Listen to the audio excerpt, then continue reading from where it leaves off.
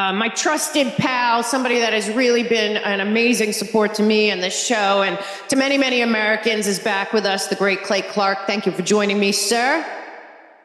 Hey, thank you for allowing me to be here with you. And one of the things I love about being on your broadcast is that I can share facts, and I know that no matter what facts I know, you probably will know more about those facts than me, but you also will know how those facts connect, because I think there's so much information coming out, so many clips and TikToks and Twitter and Facebook, and I think you're one of the few people that's taken the time needed to understand how the puzzle pieces fit together. And I really want to connect the dots today on how this great reset infrastructure is being built.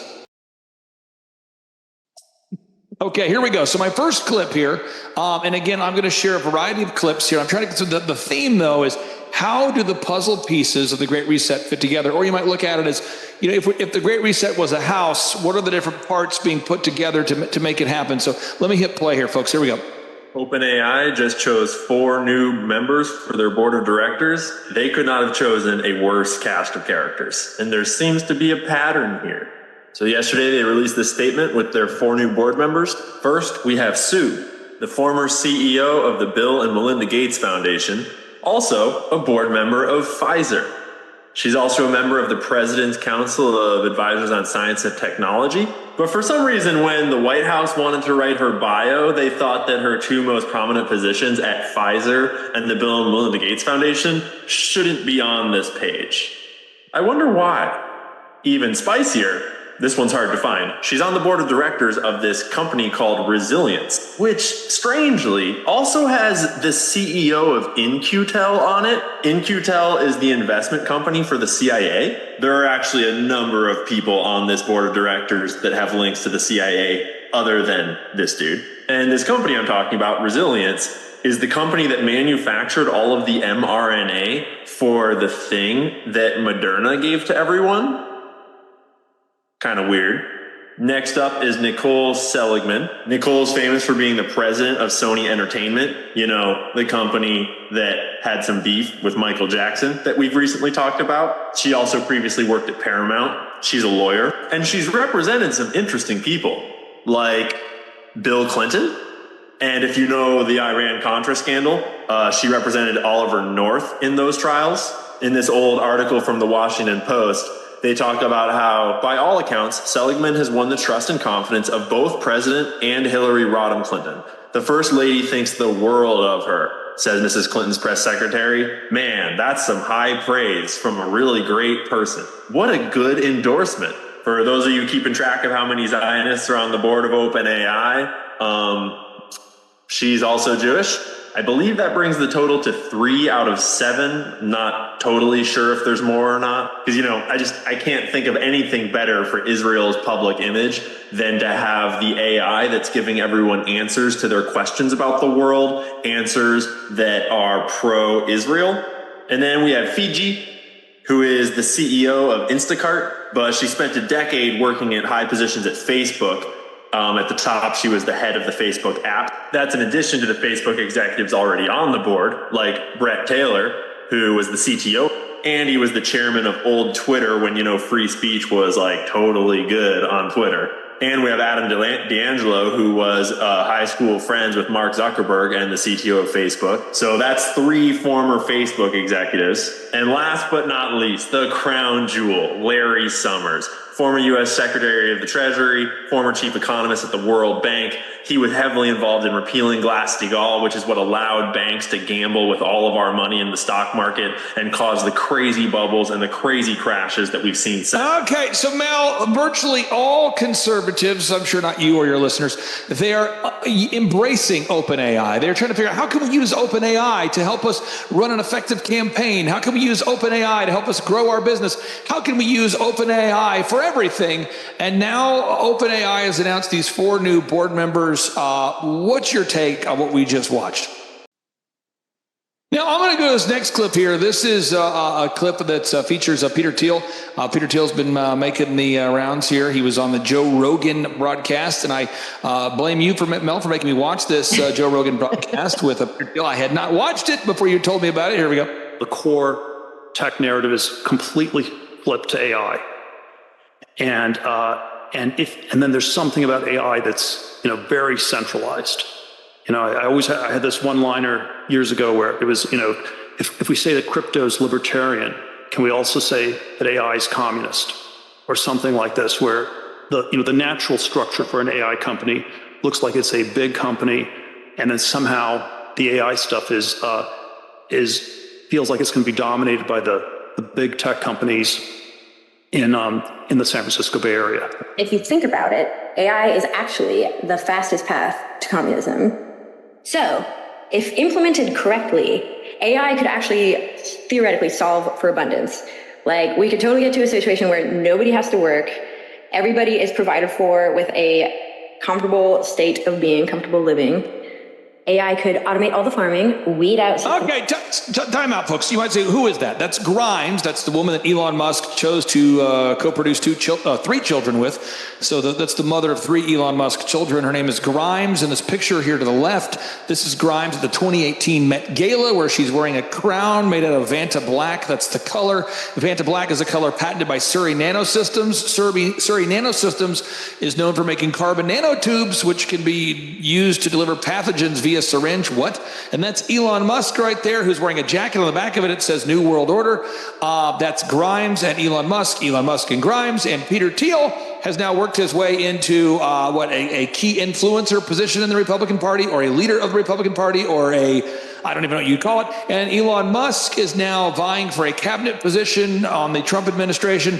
So much to unpack there. AI, communism, Grimes, Thiel, Musk. Mel, what say you? Now, just if I take out for a second the fact that we're on this broadcast, take it out, let's throw aside, forget there's mics and people will watch this, just communicating this from one human to another, or for anybody watching this, how is it possible that Elon Musk is being praised by the Republican Party? So let me just recap this, okay? So Elon Musk he shares, I'm going to pull up my little graph here, he shares the same values or same goals or the same vision, the same dystopian plan for the world that is shared by Klaus Schwab. So Elon Musk and Klaus Schwab are on the same page, and you say, no, they're not. Elon Musk shares the same values, the same vision, the same dystopian digital dictatorship as Xi Jinping. Elon Musk shares the same values as Yuval Noah Harari. So let's just go through it for a second. Connect the dots, Here we go. So universal basic income, check. Elon Musk, boop, boop. Yep, he's in favor of it. Okay. Klaus Schwab, he's in favor of it. Boop, boop. Okay. Wow. Communist Xi Jinping in favor of it. Boop, boop, boop. Yep. Okay. What that means is you need the government to survive. And if you don't follow their agenda, they stop feeding you. That's what that means. Yuval Noah Harari loves universal basic income.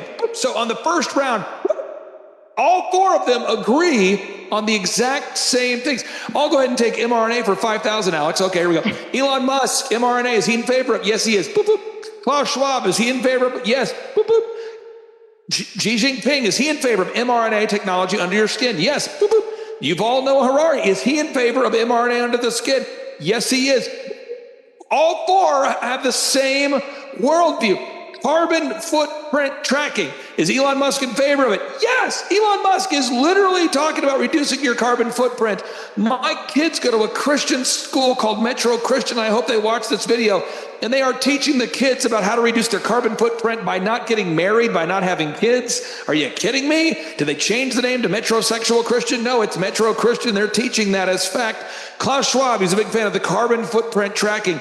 Xi Jinping, a big fan of the carbon footprint tracking. Yuval Noah Harari, a big fan of the carbon footprint tracking. That means on round 3, they all four agree on the same thing.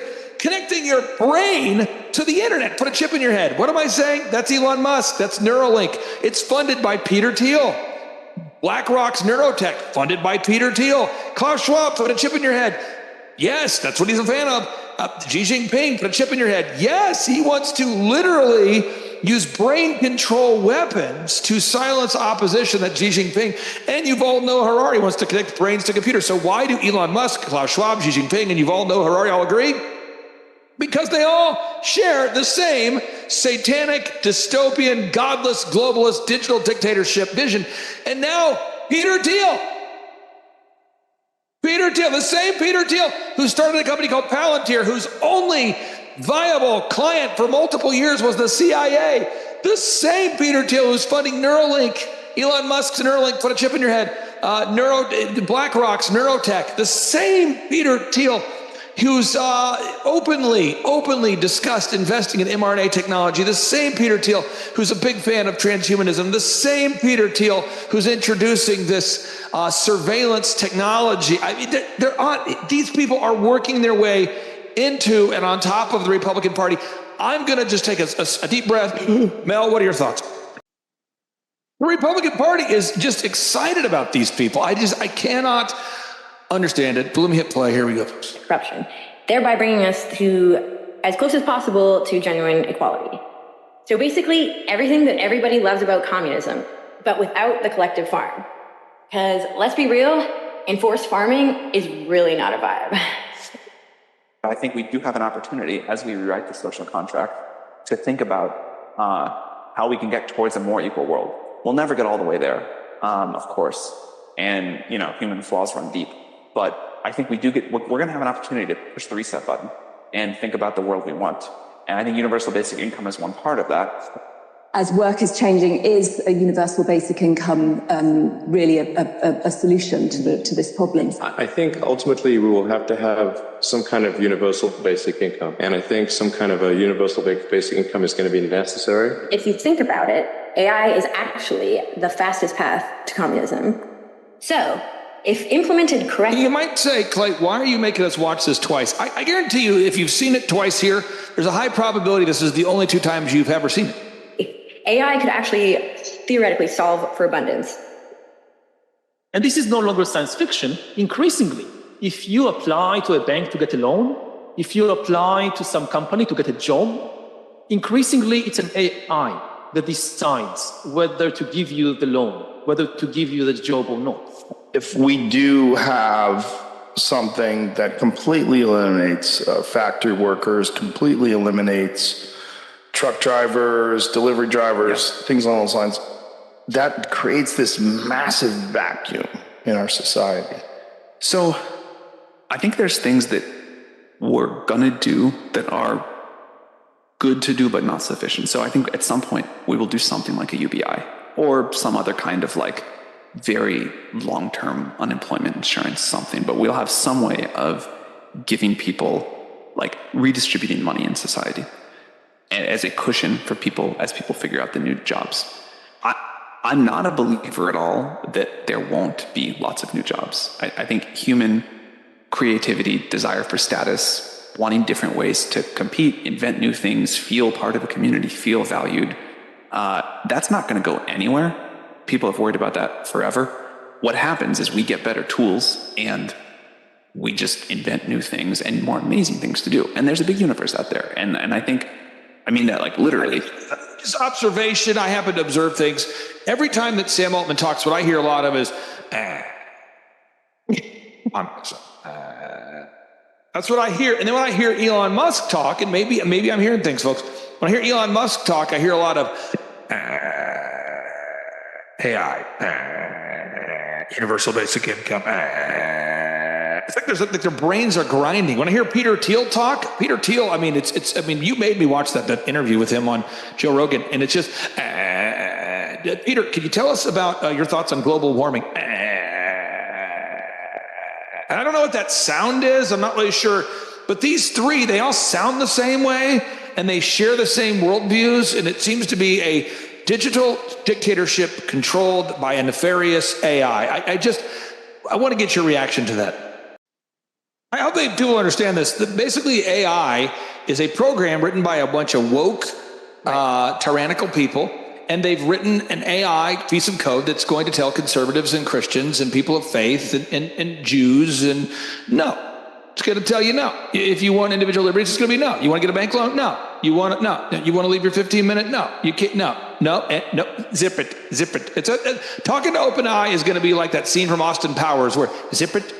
Zip it, Scott, zip it. That's how it's going to be. It's going to be a lot of the zip it. That's what it's going to be. Yeah. Now, shifting gears, because I want to really make sure we're getting how these puzzle pieces fit together. Now, full disclosure, I've never met Natalie Brunell, the host of the show. I've never met Whitney Webb. Sorry, Whitney Webb, your eyes were closed in that scene there. I've never met these two, and I'm not like a huge apologist for either one of them. I don't know them, but they are breaking down a few things I think everybody needs to know here. And so they're talking about Bitcoin. So listen to this. Bitcoin does rely heavily on energy companies and internet infrastructure, which are highly centralized, right? Yes, so they are. What do you want people to know about that? Yeah, well, I think a lot of people don't think about the infrastructure play of it, but it's held in very few hands, and there's a very small group of people that run, most of the dominant services we use and the infrastructure we use. I mean, most of the internet itself, I think, is, the essential infrastructure of it is like 13 servers around the world. And it's actually a lot more fragile than people think, and also a lot more centralized than people think. And there's a lot of ways where they could implement unprecedented censorship of people, whether that's, financially or speech-wise, if they wanted to. And so there are a lot of agendas as it relates to being able to use the infrastructure at all going forward. I think we've talked about before sort of the effort to force people to adopt some sort of biometric digital ID in order to access the internet at all by going through the internet service provider. Again, there's only a handful of those. That industry is also pretty centralized. And so, if your ability to, access Bitcoin or run a node or anything is dependent on, power, and you're not off grid or whatever, or it's dependent on an ISP and things like that. Yeah, that's definitely something people should consider. And I think, from Mark's and my reporting, it's really clear that the powers that be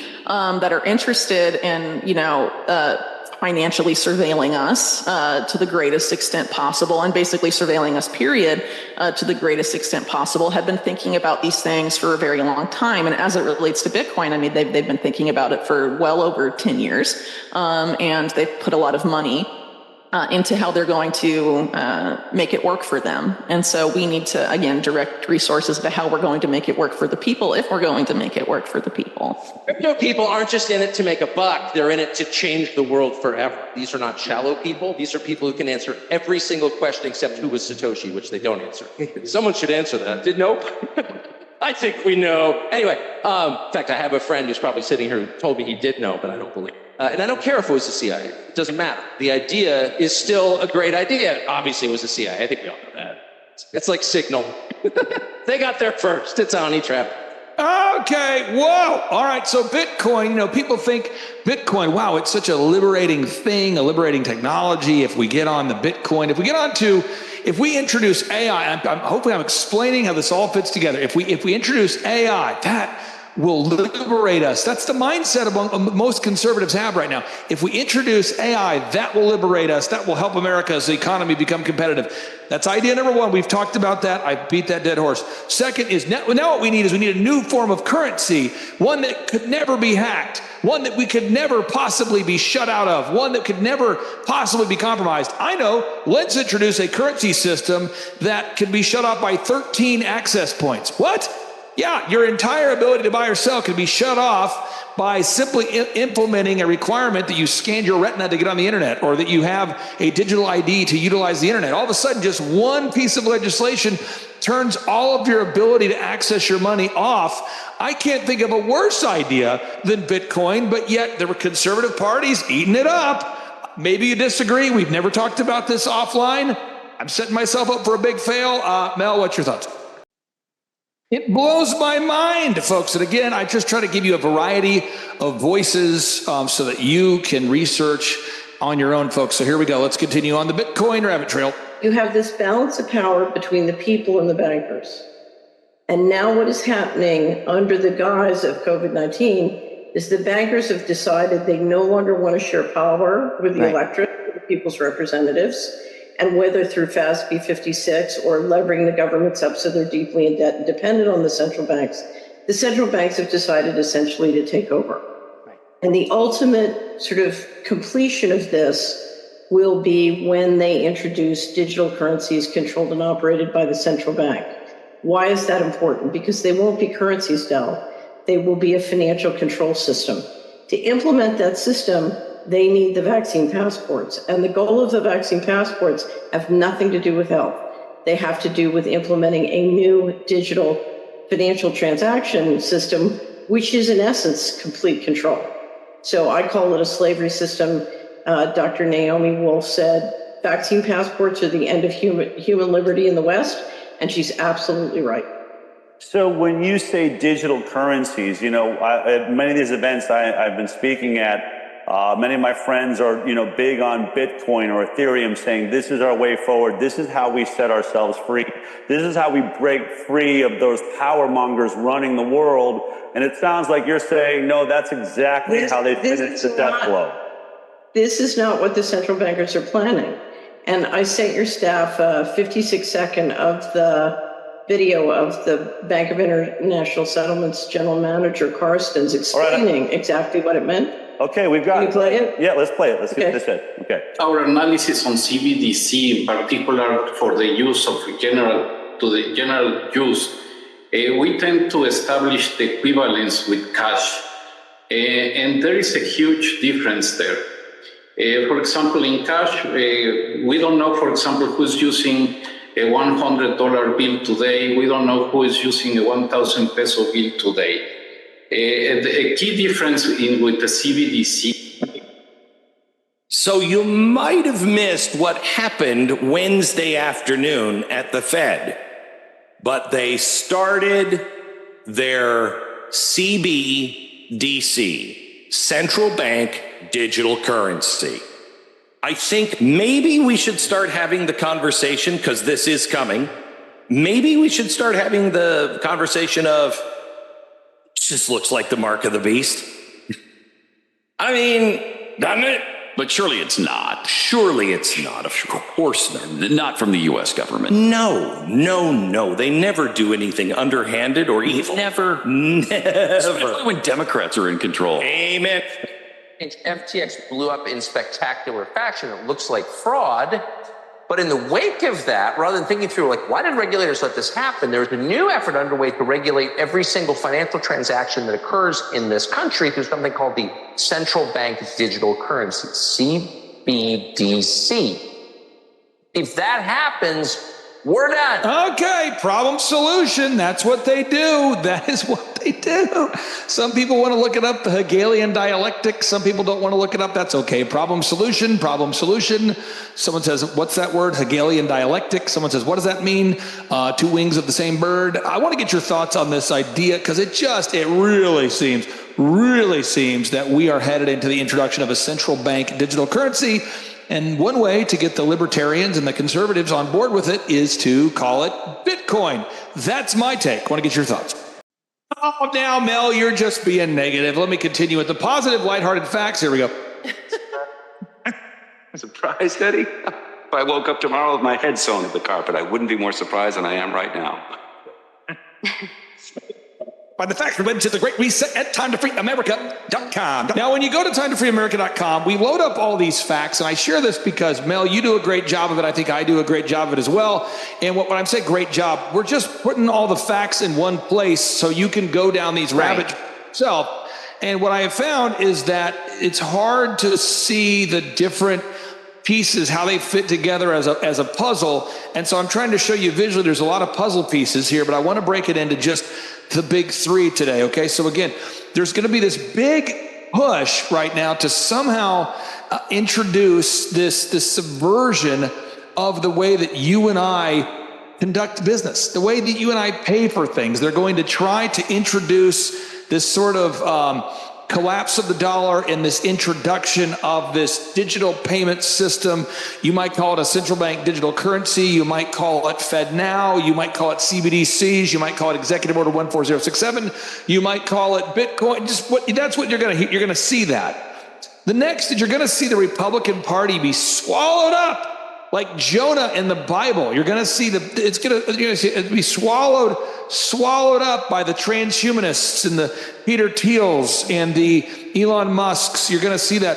And then the final push that I see, I'm going to pull up my clip here, is I think you're going to start to see a push of an increasing alarming, I would say ridiculous amount of simultaneous potential pandemics. Watch this, folks. Oxford, Massachusetts, and 3 neighboring towns have a reason for concern as mosquitoes carrying a potentially deadly virus called Eastern equine encephalitis, or triple E, infected a resident who is now fighting for his life. The rare but dangerous disease can cause swelling in the brain. There's no treatment and anyone can get infected. The death rate is as high as 30%. Like, I know they're releasing genetically modified mosquitoes, but like airdropping it from a black helicopter? The GMO mosquitoes are not dying. They are thriving. Bill Gates is up to his demonic eugenicist tricks again, bankrolling genocide in Brazil on both sides of the coin. Further out in the future, we'll actually have gene drive, which changes the genetics of the mosquitoes and either reduces their population or reduces how long they live. That could have dramatic benefits. We have great tools today that we need to keep evolving, and some very exciting ones in the pipeline, because those will be key to achieve our ultimate goal of eradication. The UN's World Mosquito Program announced in 2023 a plan to release billions of gene-edited mosquitoes in Brazil over a 10-year period in a bid to eradicate dengue fever in the country. Rio has registered over 10,000 cases of dengue fever in just over a month. Here's 2015. So it was introduced in 2014. You can see it went up for a couple years and then it dropped. So it seemed, oh, maybe it's working. Then it went up again, then it dropped a little, and now it's going back up. And now we're on a pace to go 4 times more than this number. That's where we're on pace for with the first 2 months of 2024. So that's 12 million. So that's a 3 million right there. 3 million cases. Now we're going to be up to 12 million. But don't worry, they have a vaccine ready now. So they've created more dengue fever. Why? Because the mosquitoes are getting the tetracycline. They're not dying. Now the problem, solution. Again, the problem is we have a monetary system that's unstable. The solution is central bank digital currencies. The problem is we now have, let's keep track, because it's very important we keep track of all of the things we should be worried about. We've got bird flu. It's hard to keep track, so it's hard. I'm going to go through all the things we should be worried about today. Bird flu, right? You've got an emergency declared now in Iowa, Colorado, and Michigan, and you say, well, that's fine. No big deal. No bird flu, no big deal. Monkeypox, you say, well, monkeypox, mpox, yeah. That is now a global emergency being pushed by the World Health Organization. And you say, well, what else should I be worried about? Well, you got to keep track of them. You got the bird flu, you got the monkeypox, and you say, well, what about the mosquito thing? Yeah, that's a mosquito thing. So the mosquito thing, in Massachusetts, the people are, quote unquote, willingly having a voluntary curfew to stop the spread of the mosquito-borne virus. So they're doing their own version of a lockdown and a quarantine now. A voluntary curfew is starting now at 6 p.m. every night in a dozen towns inside of the Massachusetts area. That is the mosquito borne virus. Again, you got the monkeypox. Okay, we got that. World Health Organization, they're on top of that. Bird flu, you got Colorado, you got Iowa, you got Michigan, they're on top of that. You got the Massachusetts, they're on top of that. And you say, well, what's the other one? Oh, yeah. Well, today, this is exciting, but today, good news, if you like to be perpetually scared about pandemics, today you have COVID-19 in the great state of Alabama and in Tennessee. Schools are returning to COVID restrictions that we haven't seen since the lockdown. So they started that in Alabama and in Tennessee. So as new school year opens, COVID-19 surge forces abrupt classroom closures in the U.S. Now, what? Yes. So so again, you got an attack on our health, okay, an attack on our wealth, and then you've got an attack on our sovereignty itself through this digital dystopian dictatorship. So I want to move into just a couple calls to action I have for anybody out there who says, what do I do with this? A couple calls to action. One, just in terms of your mental sovereignty, so you know what's going on, there's this little show called The Mel K Show, which I'm on right now. And I encourage everybody out there, I encourage you to do 2 things today with this. One is just share the show. Share the show, subscribe on the show. Subscribe on the show, share the show. I think it's very important that we do that, because what happens is if you don't, the way these different systems work and these algorithms work and these systems is the show, the reach of the show is based upon the number of subscribers. So it's really important that you go ahead today, click subscribe. That's okay. Everyone take notes. Get out a sheet of paper. Here we go. Don't make me say it twice. Take notes. Write it down. Subscribe to the show and share the show. It's very important that you do that. I recommend next time you think about listening to mainstream media, slap yourself and don't listen to mainstream media and listen to the Mel K Show. Next time you think about watching CNN, slap yourself and watch the Mel K Show. Next time you're thinking about watching Fox News, slap yourself, watch the Mel K Show. A lot of slapping going on. Second thing is we've got this this thing called the collapse of the dollar. And I had a lady, sweet lady, I just talked to her, nice person, and she told me, she said, hey, I follow gold every day now. I follow it. I just not follow it. I follow gold and silver. And she said, I just want to thank you. I said, thank me for what? She said, well, I actually first heard about precious metals, Clay, on your show, almost 4 years ago. And my husband and I, we bought in. And at the time, I think it was like $1,700 an ounce. Now it's $2,500 an ounce. And if you look right now on Bloomberg, which is not a conservative publication, they're saying that gold's going to hit $3,000 an ounce. Goldman Sachs is now saying that gold is going to hit $3,000 per ounce. It's Goldman Sachs reporting. You have the Wall Street Journal is now reporting. The Wall Street Journal, what? The Wall Street Journal is now reporting that they believe that gold is going to hit. I'm not saying this. I mean, this is the Wall Street Journal saying that gold is going to hit $3,000 an ounce. So I encourage everybody out there, I would go to bh-pm.com while you can. And what you do is you just request a consultation. You just say, hey, I want to schedule a consultation. See if Andrew will give you a free monkeypox exam. If you want it, he'll probably tell him the Mel K Show sent you. But again, go to bh-pm.com. It is free consultations. And if you want a free monkeypox exam or to have a mosquito bite examined, see what he'll do for you. That's bh-pm.com, bh-pm.com, bh-pm.com, Beverly Hills Precious Metals. And then finally, we've got this Reawaken America tour. And I really do believe, because people in Australia tell me, people in Canada tell me, people in Mexico tell me all the time, very, very often. They say, if it wasn't for the speakers at the Reawaken tour, I would have no idea what's going on, because there's nothing like this in Spain, in Mexico, in Canada, or anywhere else in America. Even the conservative events that you go to today, folks, they're going to worship Peter Thiel. They are going to worship Elon Musk. They are going to celebrate Bitcoin. You are not going to have anybody even asking the tough questions about RNA modifying nanotechnology, the Great Reset. Why is Peter Thiel on the steering committee for the Bilderberg Group? Why is Peter Thiel steering J.D. Vance? What is going on with Elon Musk being on the same page with Klaus Schwab, Yuval Noah Harari, and Xi Jinping? You're not going to have any of these questions asked at all, at any event, at all. You're not going to have an event where you have RFK on the same stage as General Flynn like we've done at the Reawaken America Tour. You're just not going to see it. So go to timetofreeamerica.com, timetofreeamerica.com. And when you go there, use promo code MELK. You say, well, how do I get a ticket? Go to timetofreeamerica.com, request a ticket. You say, who's going to be there? We got Jim Brewer in the house. We got, what? Yeah, Jim Brewer, he'll be there. You got Eric Trump, Alina Habba, Peter Navarro, Roger Stone, Laura Trump, Mel K. What? Dr. Stella Emanuel, Devin Nunes. The lineup continues to grow. General Flynn.